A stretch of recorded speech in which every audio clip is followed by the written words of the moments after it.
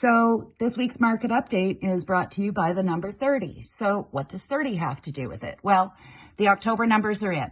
And when we compare with the pre-pandemic market, 2019, the number of new listings is down by 30%.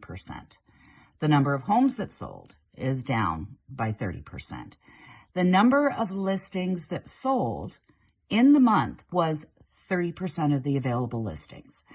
How do you, as a seller, become part of that 30%? Well, it's not new. You make sure that your home is well prepared, that you've done all of the repairs, that you've presented it well, gotten rid of the clutter, maybe a fresh coat of paint, and you make sure that your home is priced well. So buyers right now, they're savvy and they know the value of a home.